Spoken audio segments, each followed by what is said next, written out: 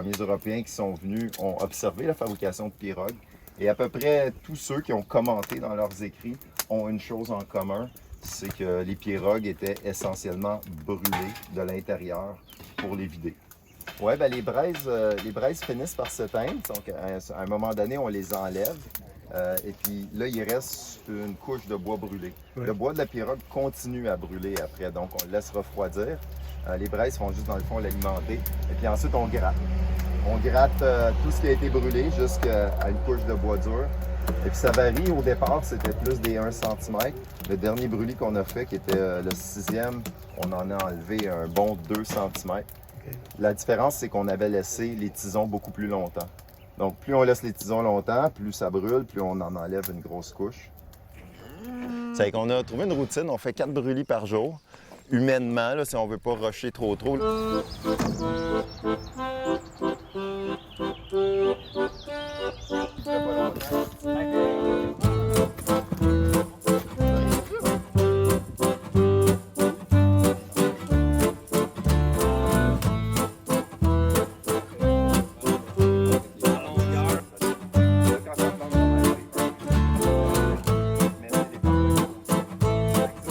Ce qui arrive, c'est que les tisons, ils brûlent vers le bas. C'est que là, on se retrouve avec une pirogue qui descend comme en V, comme ça. Puis là, comme l'arbre est rond, ben, les bords restent très épais. La plus grande crainte, c'était de brûler les bords. Puis là, on se rend compte que la méthode de tison est tellement efficace qu'elle laisse les bords intacts, puis elle fait juste creuser.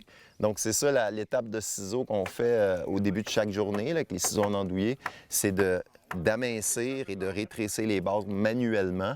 Ensuite, le feu carbonise le bois de surface, mais il ne gruge pas les bords comme j'avais imaginé. Donc, c'est bien ça parce que ça nous permet de contrôler. On veut un 3 pouces d'épaisseur. Ça fait que je pense qu'avec la méthode du tison, on a une très grande précision, beaucoup moins de risques, beaucoup moins de crainte. Puis tout ce que ça demande, c'est d'entretenir un feu à côté. On voit ça dans l'image de Debris, là. Ils ont... il y a un cas où ils sont en train de brûler l'arbre pour l'abattre, ça c'est mis en doute. Plus loin dans la gravure, on voit l'arbre tomber et puis on voit les 2 gars en avant-plan qui sont en train de faner. C'est ça, c'est exactement ça qu'on fait. Mais si tu regardes bien dans l'image, il y a un feu à côté. Tu sais, c'est comme un feu. Le feu, ils l'ont pas parti dedans. Non, il est pas... Ben, tu sais, la pirogue d'en avant, on voit des flammes sortir. Ouais. Mais là, moi, j'ai l'impression que Debris, il voulait juste illustrer. Ça fait qu'il a fait des grosses flammes pour faire comprendre aux gens qui regardaient l'image que ça prend du feu pour faire ça. Mais que tu regardes à côté, puis il y a un gros brasier. Ça fait que moi, j'ai l'impression que c'est un feu d'alimentation, exactement comme qu'on fait.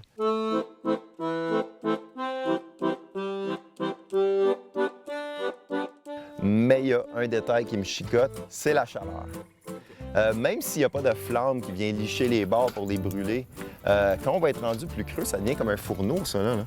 La chaleur va grimper. Déjà, c'est assez intense, tu peux pas mettre ta main au-dessus, là, ça prend des bâtons. Ça peut craquer le bois, ouais. Le problème, c'est qu'il faut protéger les parois. Donc, c'est un coupe-feu pour sculpter, finalement, à l'intérieur des parois. Donc, moi, ce que j'ai fait, je suis partie de l'argile locale qu'on avait. Ça, c'est le produit fini, là. J'ai ajouté du sable pour ouvrir un peu la matière, sinon, elle craque trop. Mais en faisant des tests, c'était pas suffisant. Elle décollait. Donc, en utilisant de la matière organique, moi, j'ai mis un graminé. Ça fait comme un peu un genre de torchis. Puis ça allonge la fibre. On voit que ça se tient. Puis, donc, c'est ça. Ça permet une meilleure adhérence. Puis l'autre chose aussi qu'on constate quand on ajoute de la matière organique, ça transfère l'humidité de façon plus uniforme dans la matière. Donc ça ne sèche pas juste ici, puis ça reste mouillé là. Donc ça nous aide à avoir plus d'humidité plus longtemps dans la matière. Tu t'en mets épais, là? J'en mets à peu près ça d'épais. Ouais. Puis comme ça, la chaleur passe moins. Okay. Pour éviter que ça fasse craquer le bois. Ouais. Puis ça empêche de brûler, évidemment. Par exemple, il faut que j'en mette plus bas parce que le feu passe en dessous de l'argile à peu près ça de haut. Fait que j'en mette ça de plus bas pour qu'on puisse vraiment protéger les murs qu'il faut protéger. T'sais.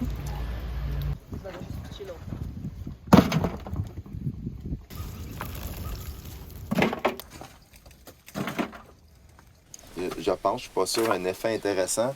ou comme de réfraction. Ça veut dire que quand on met les tisons, ça brûle ici, puis ça finit par tomber. Puis là, le feu, il liche comme ça, il s'en va à peu près dessous, hein? 1 pouce en dessous.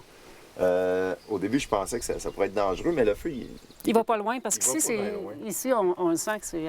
Ouais. Ça a bien collé. Donc l'argile, le feu, il rentre, puis comme il se concentre là. Puis ce que ça a fait, c'est que ça a grugé, tu sais, comme le bourrelet qu'on enlevait au ciseau. Est-ce que tu avais de la difficulté à aller chercher? Ça l'a Ouais. fait? À un moment donné, j'ai carrément arrêté de passer le ciseau dans le bourrelet. Il n'y en a plus de bourrelet. Ouais. Fait que le feu, comme il partait là, puis il faisait ça. Il roulait. Il faisait la job de descendre la paroi droite. Pendant 2 jours, là, les parois ont descendu droite sans ciseau. Ça, c'est intéressant, par C'est exemple. que, ouais, l'effet de réfraction a comme aidé. Parce que veut pas, ça, c'est rond. Ouais. C'est que même si on descend droit au ciseau, tu sais, on finit plus épais. Ouais. Alors que là, le feu, il a suivi les anneaux comme ça. Et puis il nous l'a arrondi naturellement. Puis ça a aidé comme à aller gruger toute la partie qu'on avait de la misère à enlever.